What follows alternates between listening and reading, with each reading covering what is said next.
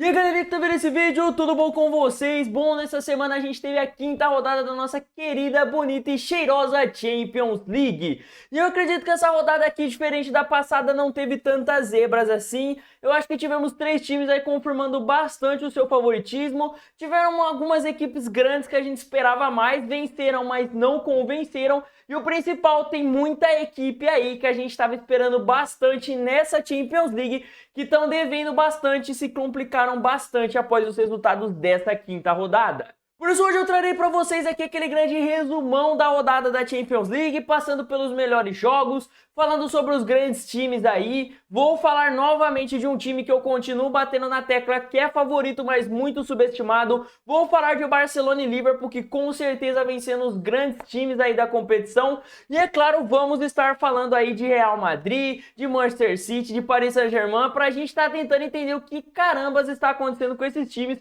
porque eles estão jogando tão mal e porque eles se complicaram tanto após essa rodada da Champions League. Inclusive eu quero falar bastante do Real Madrid, não só pela péssima partida do Mbappé, que obviamente eu vou comentar sobre isso, mas também porque na minha opinião o jogo deixou claro que o Vini Júnior faz falta sim pro Real, mas tem um jogador do elenco atual do Real Madrid que eu acredito que faz tanta falta quanto o Vini Júnior, e eu acredito que foi a sua lesão, que foi a sua saída que começou a atrapalhar aí o Real Madrid nessa temporada. Claro, também quero falar bastante do Manchester City, que se complicou bastante, e vou estar comentando se eu acho que é só o Rodri, se é só a falta do Rodri que vem atrapalhando, ou se eu acho que tem alguns quesitos a mais aí que estão fazendo o City ter uma temporada tão horrível, não só na Champions League, mas também na Premier League. Tudo isso eu explico hoje aqui nesse vídeo, mas antes, se possível, deixa aquele seu like maroto, se inscreve aí no canal para dar aquela força pra gente e se acomode aí na sua cadeira que tá começando mais um resumão da Champions aqui, mais um Delador FC.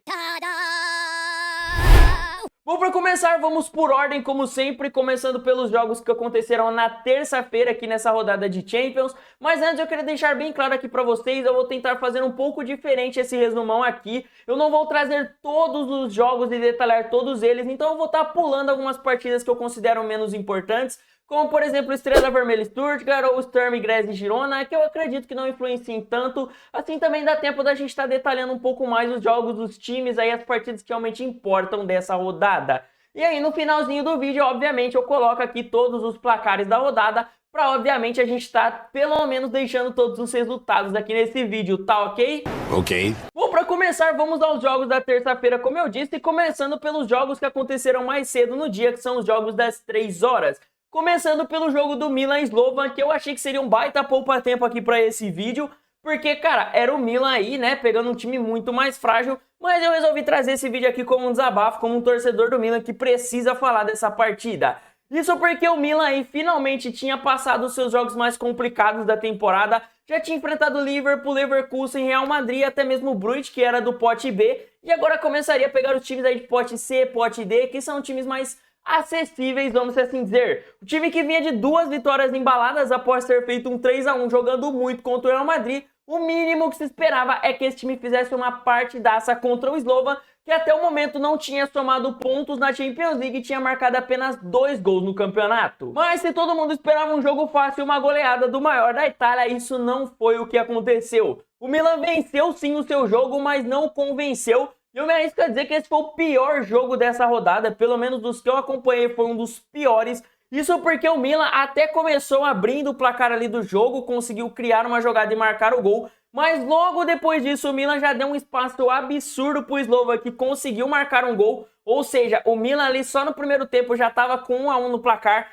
e o Milan em alguns momentos deu chance do Slovan sonhar, de ter esperança de buscar aí os seus primeiros pontos no campeonato, e o Milan estava jogando muito mal. O que salvou o Milan foi justamente estar enfrentando um time muito inferior, e aí o Slovan foi lá e de repente em coisa de 10, 15 minutos entregaram a paçoca, entregaram 2 gols ali bem entregados para o Milan, vamos assim dizer, e aí o Milan fez o 3-1 mais pela incompetência do adversário do que por competência. Ainda assim conseguiu fazer a proeza de tomar um gol ainda, ou seja, ficou 3-2. Um time que tinha marcado 2 gols em 4 jogos na competição, fez 2 gols aí nessa defesa do Milan, algo que eu acredito que seja bem preocupante para a temporada. O ataque do Milan não conseguiu produzir, tanto que, volto a dizer, os 2 gols do Milan foram por incompetência dos caras, erro de passe para o goleiro, entregando a bola nos pés do ataque do Milan. Então, assim, Cara, foi uma partida tenebrosa do Milan, que é um time que, assim, já passou os seus jogos mais complicados da temporada. Tem agora times como Estrela Vermelha, tem o Girona aí no caminho. Mas eu acredito aí que o Milan, continuando jogando do jeito que jogou contra esse time, não vai conseguir somar os tantos de pontos que se espera aí nos próximos jogos. O Milan tem 3 jogos que daria para somar aí 9 pontos para estar, quem sabe, sonhando até com a vaga direta para as oitavas. Mas se jogar do jeito que jogou com o Slovan, vai ser complicado. Então, assim, precisa melhorar esse estilo de futebol. O Milan precisa começar a criar mais, precisa jogar um futebol ofensivo de verdade. E principalmente o Milan precisa resolver os problemas defensivos. Eu só não falo que essa foi a pior partida que eu vi no Milan na minha vida, porque no último sábado teve Milan e Juventus e foi tão tenebroso quanto esse jogo contra o Slovan. Que coisa horrorosa! Mas no final o Milan pelo menos conseguiu o mais importante, que era os 3 pontos. Eu me arrisco a dizer que está melhor na Champions League do que no próprio campeonato italiano. Nesse momento aí o Milan tem 9 pontos, está a 5 pontos de distância do primeiro time fora dos playoffs, ou seja, conseguiu aí manter uma distância que, mesmo que perder na próxima rodada, ainda fica numa zona de classificação aí. Mas eu volto a dizer, o Milan precisa melhorar muito se quiser sonhar com coisas maiores nessa Champions League, se quiser sonhar em estar batendo aí oitavas de finais ou quem sabe até quartas de finais. Elenco para isso tem, mas futebol até o momento não vem apresentando.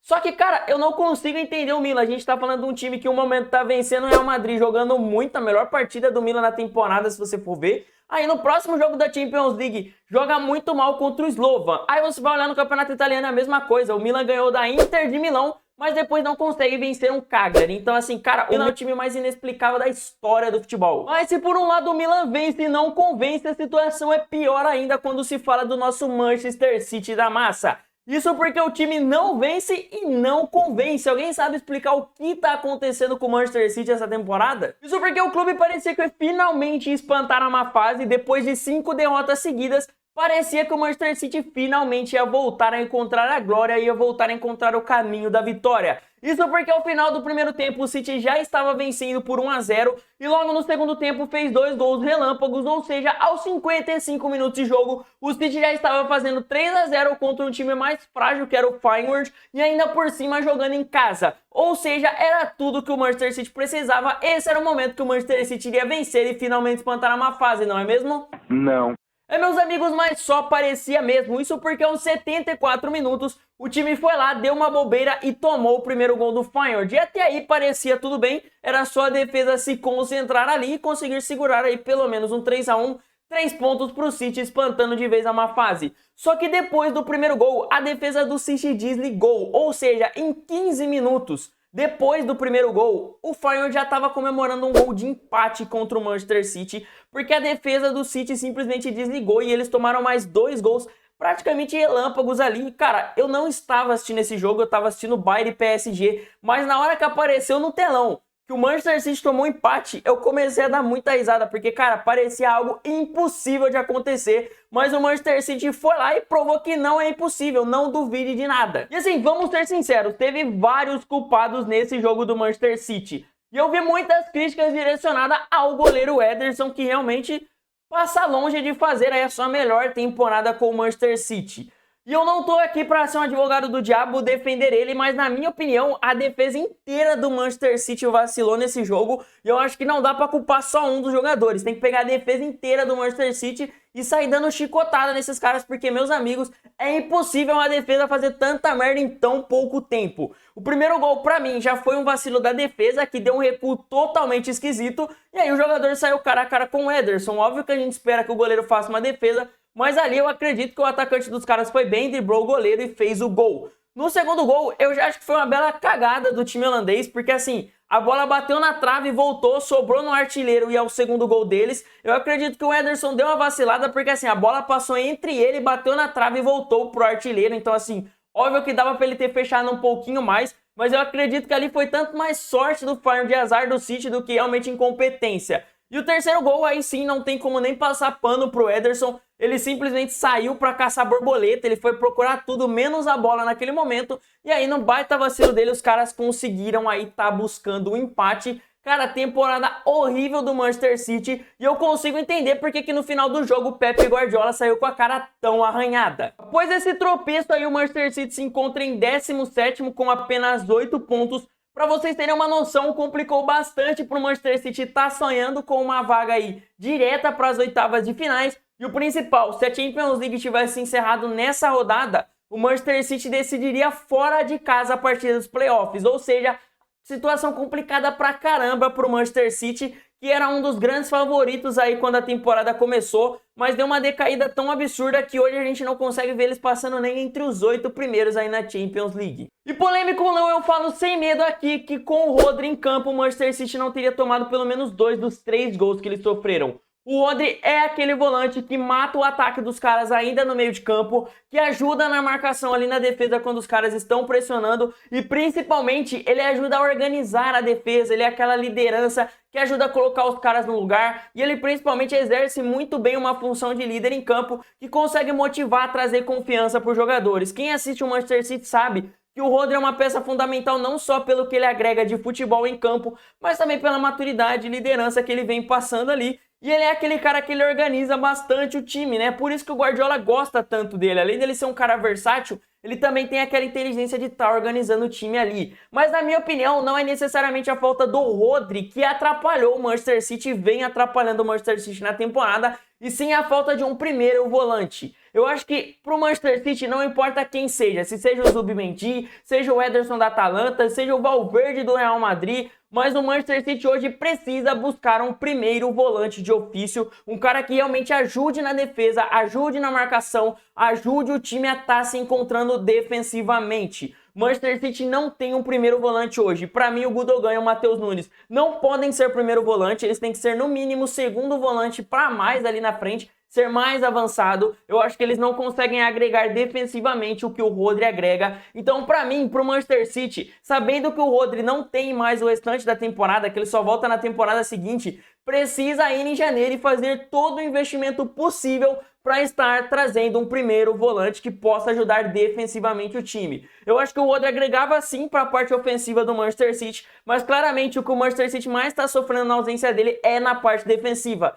Nos outros jogos do Manchester City aí, eles teriam feito 3 gols e não teriam tomado os 3 gols de empate. O Manchester City na temporada passada, eu vivi falando que pra mim a defesa entregava muitos gols. Só que com o Rodri ali, eles conseguiam pelo menos tomar menos do que eles vêm tomando na temporada atual. O ataque do Manchester City pra mim continua bom. O problema é a defesa que tá entregando muito mais do que vinha entregando. Não é coincidência que a pior fase do City na temporada passada foi sem o Rodri e essa também. Mas não necessariamente pela ausência do volante, e sim pela ausência de um primeiro volante. Não é o Rodri que faz falta, mas sim um jogador da função dele. Então o Manchester City precisa buscar alguém dessa posição se quiser sonhar em estar pelo menos evoluindo e chegando mais longe nessa Champions League. E agora, saindo do City, vamos a um resumão aqui dos jogos do Bayer Leverkusen, do Barcelona e do Atlético de Madrid. Isso porque ambos esses clubes pegaram times mais frágeis aí nessa rodada da Champions League, onde já se esperava que eles fossem vencer aí com placares mais elásticos, e todos eles conquistaram aí o seu favoritismo,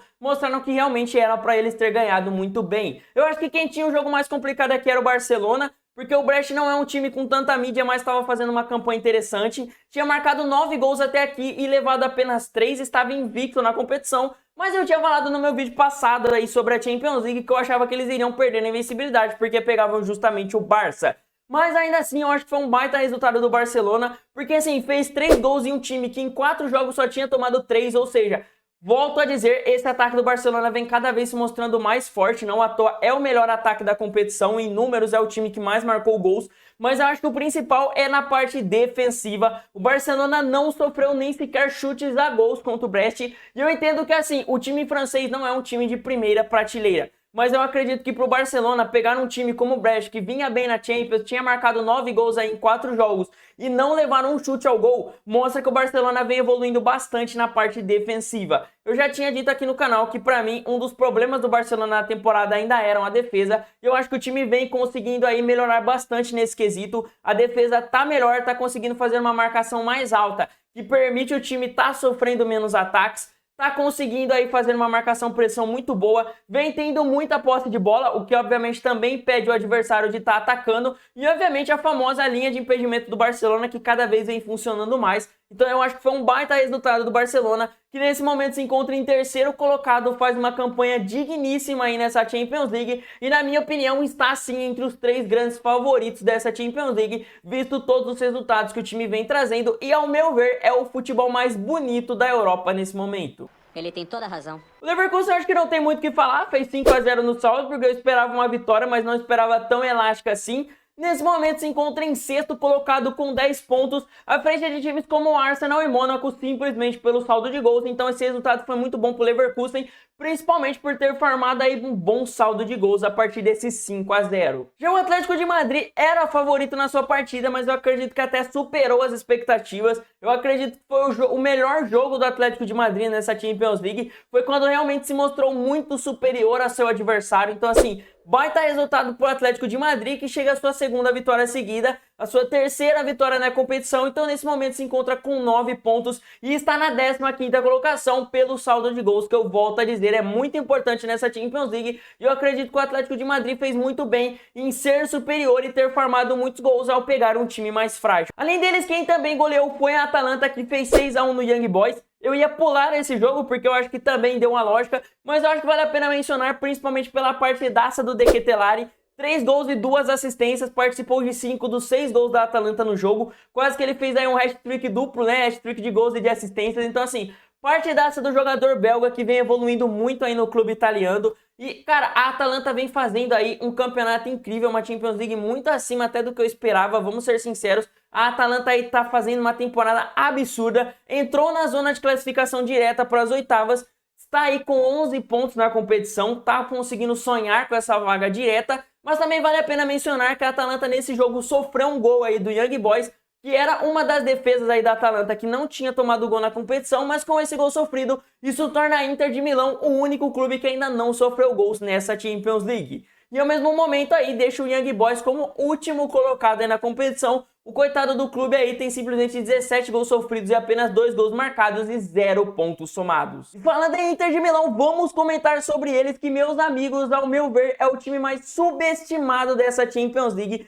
Tá fazendo uma competição excelente, nesse momento é o segundo colocado, apenas 2 pontos atrás do Liverpool, e nesse momento é a única defesa que ainda não sofreu gols em 5 jogos aí nessa temporada de Champions League. Então assim, baita campanha na Inter de Milão, que ao meu ver tá com aquela sortezinha de campeão, que mesmo criando pouco acaba conseguindo aí fazer 1-0 e como a defesa é muito sólida consegue segurar o resultado. Às vezes nem mesmo o ataque deles que consegue fazer 1-0, porque, por exemplo, nessa última partida contra o RB Leipzig, o próprio time do RB Leipzig foi lá e entregou um gol contra para a Inter de Milão. Óbvio que não é só elogios aqui, a Inter de Milão tem apenas 7 gols na competição, o que eu acho bem baixo aí, eles não vêm formando tantos gols. As últimas 3 vitórias deles, se eu não me engano, foram todas por 1-0, fora um empate em 0-0 com o Manchester City, ou seja, só em um jogo eles fizeram aí 4 gols e nos outros todos 1-0, mas ainda assim é um time que vem apresentando um excelente futebol aí, vem fazendo aquele estilo raiz de Inter de Milão de estar jogando um futebol bem defensivo e não é necessariamente um futebol retranca.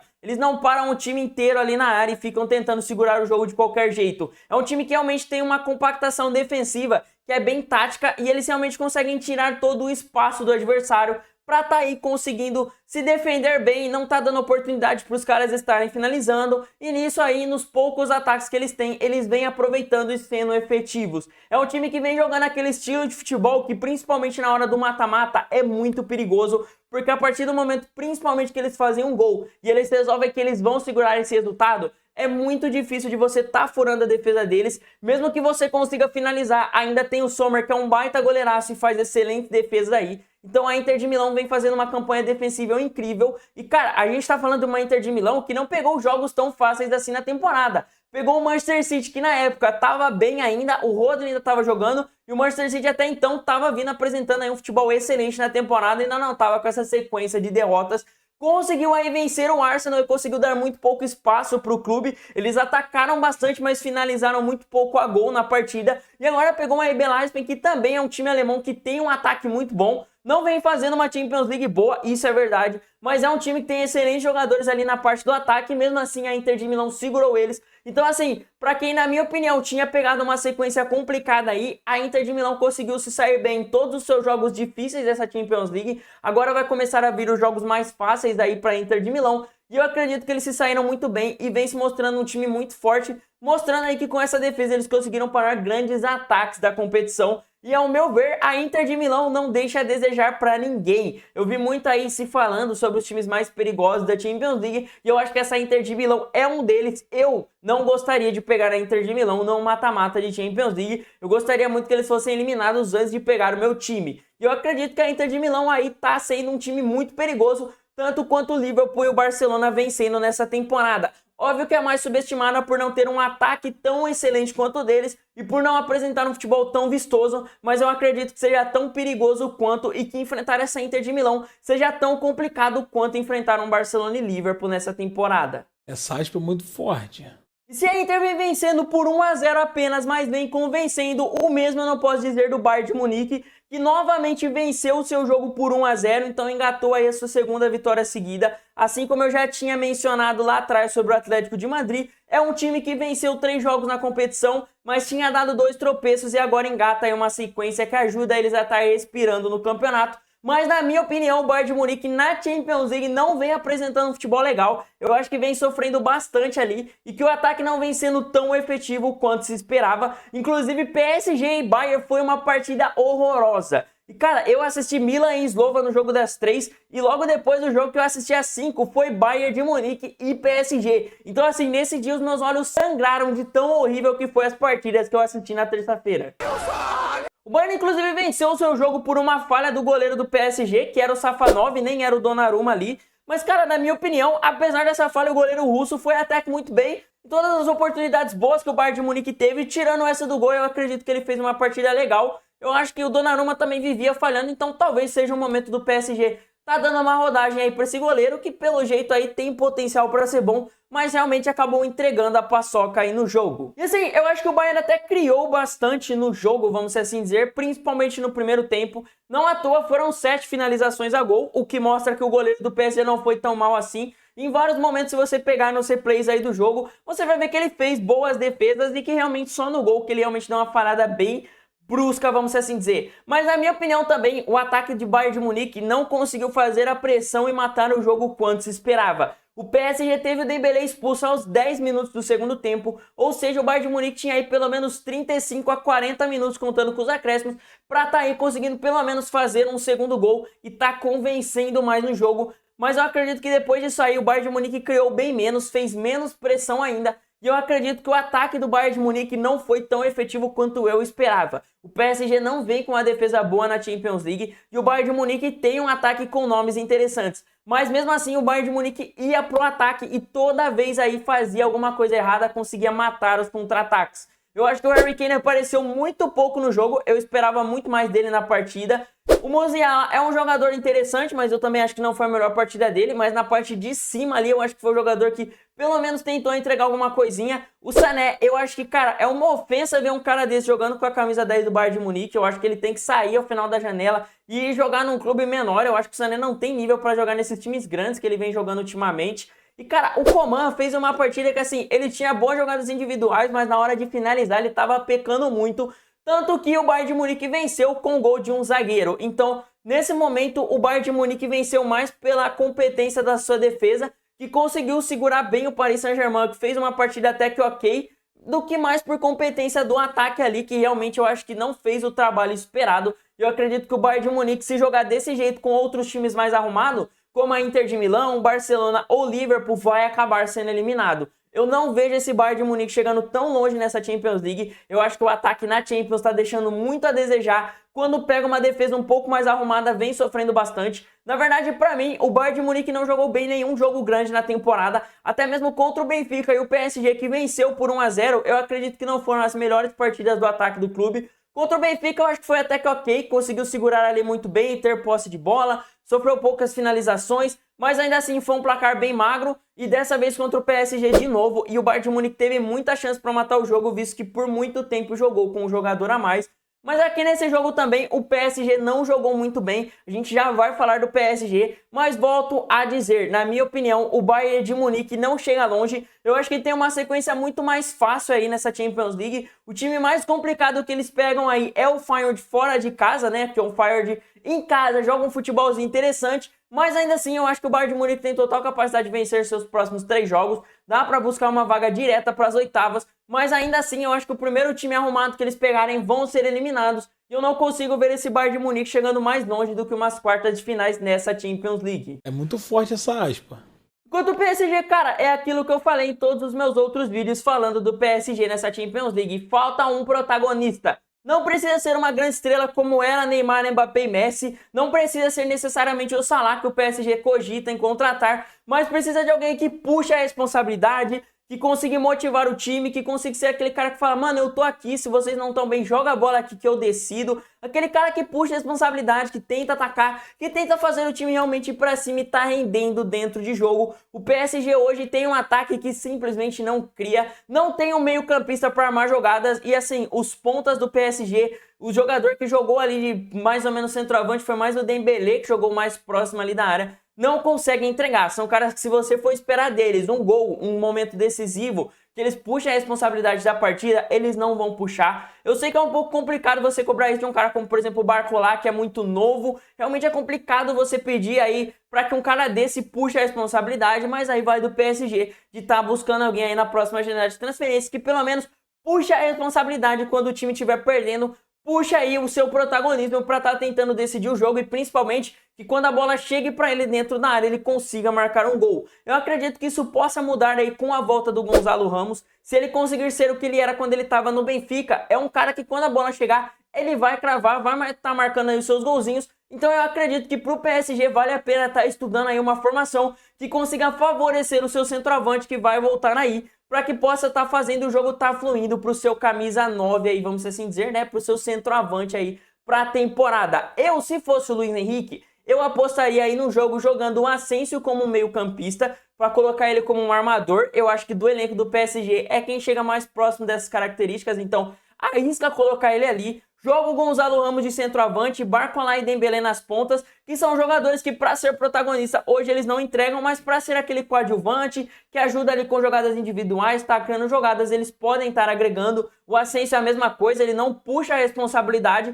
mas para tá sendo ali meio que um coadjuvante de luxo em campo, eu acho que ele agrega, eu acho que ele tem qualidade de criação, para estar colocando esses 3 caras para armar a jogada ali pro Gonzalo Ramos e esperar que ele seja decisivo como era no Benfica. E no meio de campo, o Vitinho e João Neves, eu acho que dá a qualidade defensiva e também ofensiva que o time vai precisar. Na minha opinião, se eu fosse o Luiz Henrique, eu tentaria fazer isso para ver se o PSG consegue engatar aí. O PSG ainda tem um Manchester City aí no seu caminho, que não vem bem, mas vai jogar com eles em janeiro, então até lá dá tempo deles terem melhorado bastante o futebol e ter buscado um primeiro volante. E o PSG se complica bastante nessa Champions League. Com essa derrota aí, vai se encontrando na 25ª posição, se não me engano, tem apenas 4 pontos e está fora da classificação até mesmo para os playoffs. E o PSG nesse momento, entre os grandes clubes que vem tropeçando na Champions League, é quem ainda tem um caminho mais complicado e quem tem mais chance de estar sendo eliminado. E mesmo que passe, vai passar ali entre a parte de baixo, entre os playoffs, ou seja, vai decidir fora de casa,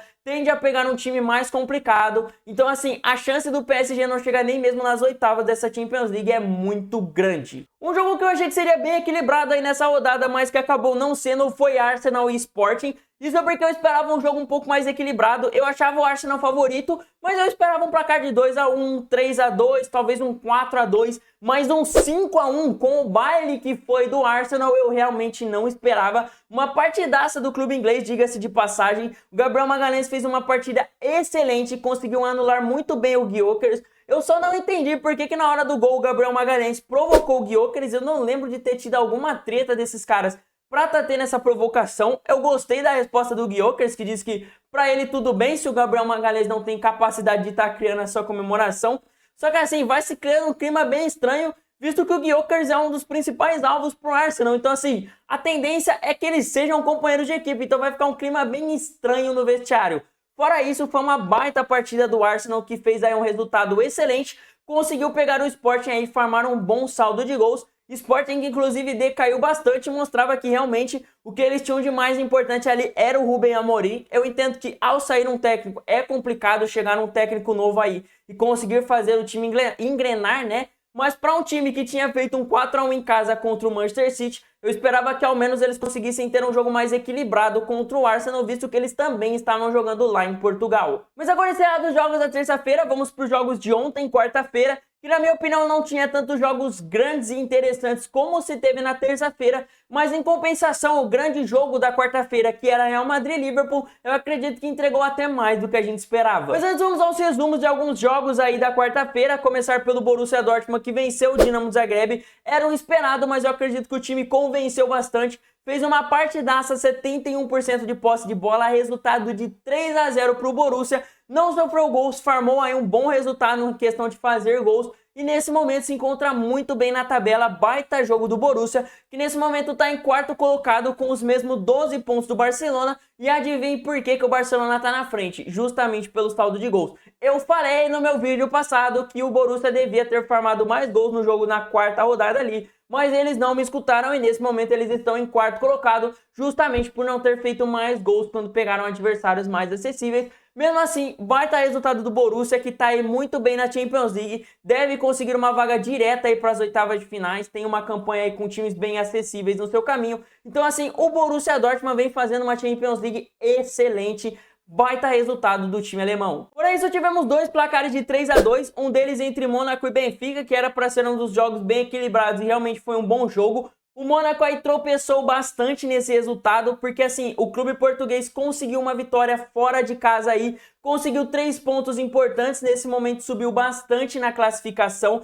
conseguiu aí entrar numa zona de classificação nessa Champions League, enquanto o Mônaco aí tem um grande tropeço, porque tinha a chance de terminar em terceiro colocado se tivesse vencido o seu jogo, e estava vencendo até os 84 minutos, mas tomou uma virada e ainda se encontra ali em oitavo colocado na zona de classificação direta para as oitavas por saldo de gols, mas se complicou bastante, poderia estar muito melhor e muito mais tranquilo nessa Champions League. E agora sim, esquece todos os outros jogos da rodada, eu vou deixar aqui na tela todos os resultados dessa rodada, até mesmo dos jogos que eu já mencionei, e vamos falar do jogo mais importante dessa quinta rodada da Champions League, que foi simplesmente Liverpool e Real Madrid. Que baita partidaça. Cara, assim, apesar de ser um Real Madrid-Liverpool, um jogo muito grande, que não dá pra se você cravar um time favorito, principalmente se tratando de Real Madrid numa Champions League, eu acredito que antes do jogo acontecer a gente já tinha um grande favorito para estar pelo menos vencendo esse duelo. Isso porque o Liverpool aí se encontrava em 100% na campanha,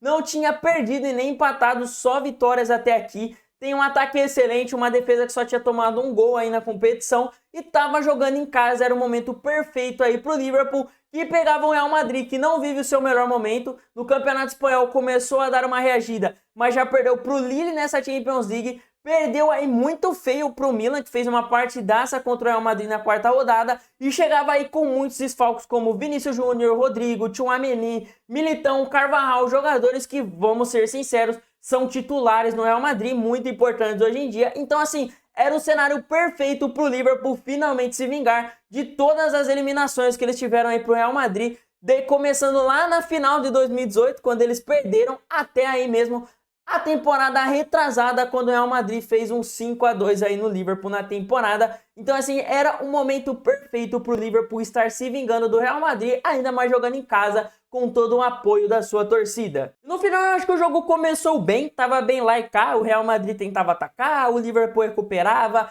ia nos contra-ataques, levava perigo, mas até então o jogo tava equilibrado, até que em algum momento parece que a série de vingança começou a consumir mais o Liverpool, que simplesmente começou a cada vez dominar mais e mais o Real Madrid, e apesar de não ter marcado gols no primeiro tempo, ainda assim estava jogando muito melhor do que o clube espanhol e terminou o primeiro tempo aí deixando bem claro que tinha muita capacidade de estar abrindo o placar. Não à toa, logo no começo do segundo tempo, aos 7 minutos, o Liverpool conseguiu aí abrir a defesa do Real Madrid e marcar o seu primeiro gol. Só não tinha marcado antes porque o Courtois estava fazendo uma partidaça, fazendo excelentes defesas, mas aí finalmente o Liverpool conseguiu abrir o placar. Mas logo aos 60 minutos o Liverpool foi lá, fez cagada e fez um pênalti. Na ausência do Vinícius Júnior, quem iria cobrar a penalidade era o Mbappé, que cobrou muito mal, o que deu aí a oportunidade do goleiro dos Reds estar defendendo. E logo em seguida aí parece que tudo ia complicar mais ainda para o Real Madrid, quando o Liverpool também teve um pênalti aí.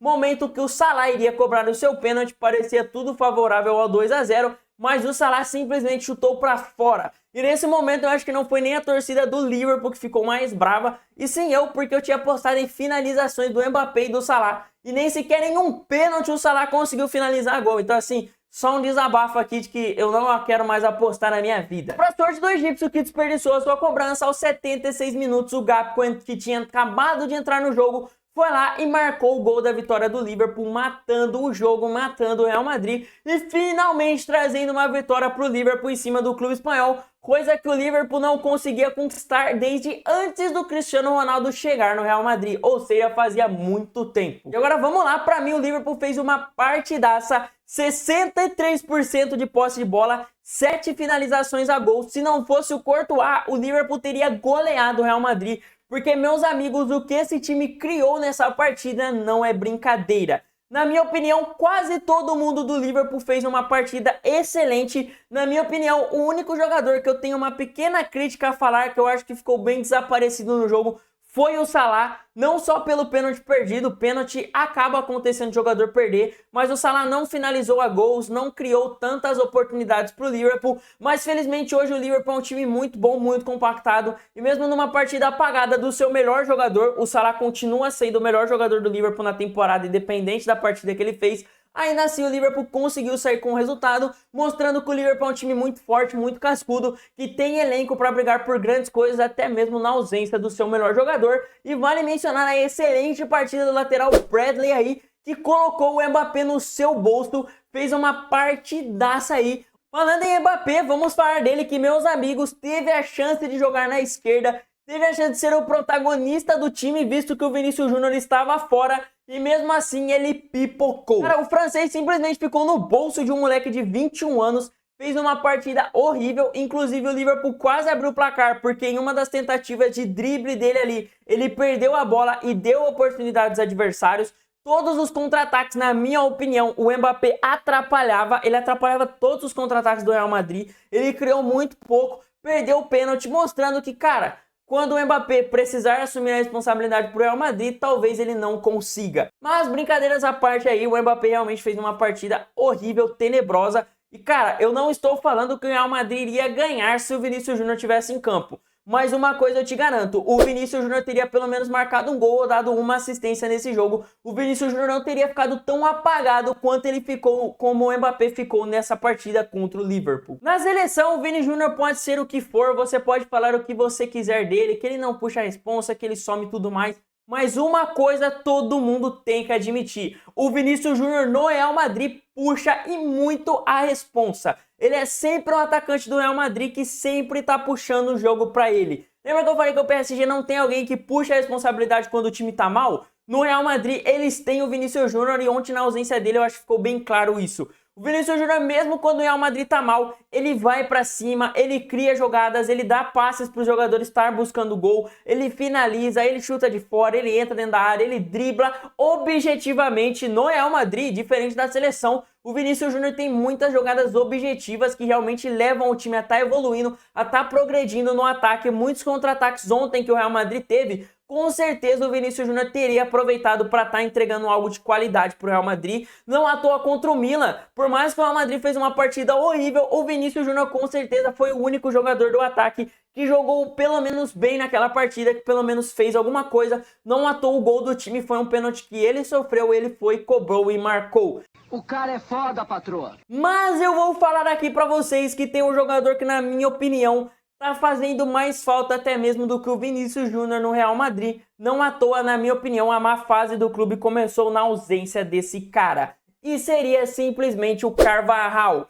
Na minha opinião, o time tá sofrendo bastante, sofreu bastante sem o Vinícius Júnior, porque assim, é um cara que puxa a responsa no ataque. Mas o Carvajal aí é um cara que é essencial pro Real Madrid em todas as funções. É um cara que agrega na defesa do Real Madrid, ajuda no ataque e ainda tem aquela liderança que eu comentei mais cedo sobre o Rodri, é aquele cara que organiza o time e que passa aquela confiança pro time estar jogando. Então assim, na minha opinião, o Carvajal vem fazendo muita falta pro Real Madrid, que inclusive não tem um substituto à altura do jogador. Eu falei no meu vídeo passado que eu achava o Mbappé uma contratação desnecessária. Era um jogador bom, mas que joga na mesma função do Vinícius Júnior e que não rende fora dessa posição. Então, para eles, compensava mais ter buscado zagueiros reservas no mercado e principalmente um lateral reserva, porque, cara, o Real Madrid sofre muito na ausência do Carvajal. Eu não digo que o Real Madrid teria ganhado, mas eu digo que o Real Madrid teria marcado um gol ali se tivesse o Vini, certo?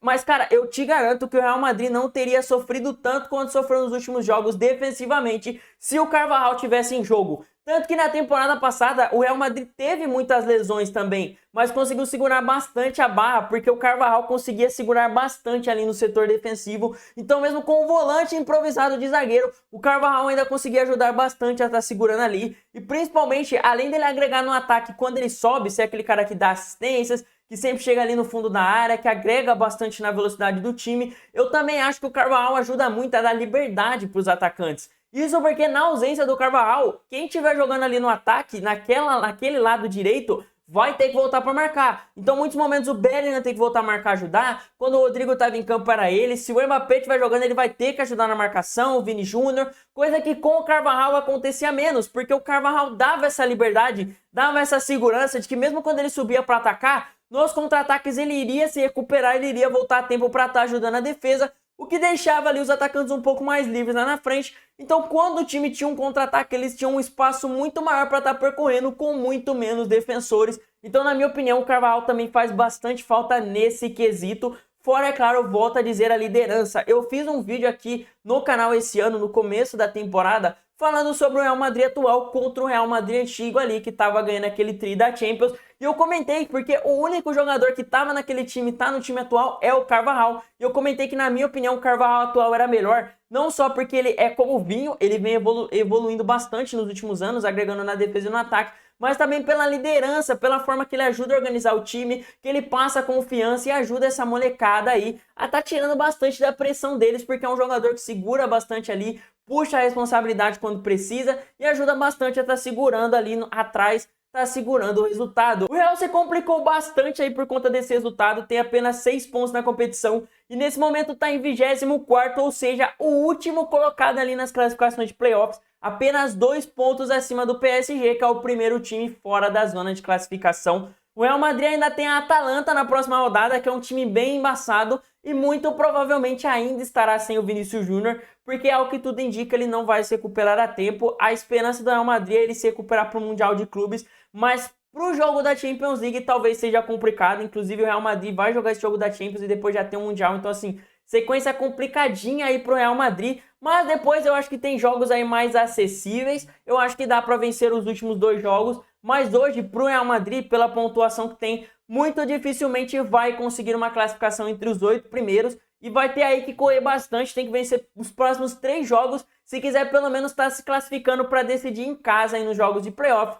Mas obviamente eu volto a mencionar aqui, como eu sempre falo do Real Madrid em Champions League não dá pra gente subestimar, mesmo que esse time passe, sei lá, em 24º, ainda assim quando chega o mata-mata de Champions é um time complicado, é um time que cresce bastante, então assim, se deixarem o Real Madrid chegar, pode ser que tudo mude pro mata-mata, não é um time que a gente dá para descartar, mas hoje a temporada do Real Madrid na Champions League é horrível e fica complicado a gente imaginar esse time conseguindo buscar o título nessa temporada. Pra mim, depois de 5 rodadas de Champions League aí, fica bem claro que os 3 primeiros colocados aí na tabela são os grandes favoritos. Eu vou deixar a tabela aqui para vocês estarem vendo, mas nesse momento o Liverpool é o primeiro colocado, a Inter de Milão a segunda e o Barcelona o terceiro. Na minha opinião, são os melhores times da competição, são os grandes favoritos a estarem brigando pelo título nesse momento pela campanha que eles vêm fazendo. Eu acredito que o Barcelona seja o time aí com o futebol mais vistoso, tem o melhor ataque da competição e por isso aí também vem mostrando muito capacitado a estar buscando resultados em todos os jogos, mesmo que sofra gols, consegue estar buscando aí mais gols e estar conseguindo fazer um placar aí a seu favor. Enquanto a Inter de Milão acaba sendo o lado contrário, o ataque não tá tão bom assim, mas tem a melhor defesa da competição, ainda não foi vazado e vem mostrando aquele futebol que tem total capacidade de estar vencendo por 1 a 0, 2 a 0 seus jogos, e quando a gente vê esse time tá numa semifinal ou até mesmo na final. Então também acho que é um time bem forte que vem sendo bem subestimado, enquanto ao meu ver o Liverpool é necessariamente o equilíbrio entre esses dois. Tem um ataque bom, tem uma defesa boa, vem apresentando um futebol bonito, vem sabendo jogar muito bem, consegue buscar o resultado, mesmo quando não joga bem, consegue estar vencendo. Então assim, é o melhor time da Champions na minha opinião. Hoje o Liverpool, para mim, é o grande favorito a estar buscando o título, muito próximo aí de uma 7ª Champions League, mas a gente tem que lembrar também que a temporada ainda está aí na sua primeira metade. Tudo pode mudar, eu não sei se o Liverpool vai decair aí pro restante da temporada, não sei se o Barcelona vai manter essa intensidade, se a defesa da Inter de Milão vai continuar tão sólida assim, se o Real Madrid e Manchester City vão conseguir se reerguer na temporada. O que eu posso falar é de atualidade e hoje, nesse momento, esses 3 times são os grandes favoritos a estarem brigando pelo título da Champions League, são os melhores times da temporada na minha opinião. E com certeza são times que eu acredito que vão conseguir chegar aí pelo menos numa semifinal, a não ser, é claro, que eles se encontrem antes disso aí no meio do caminho.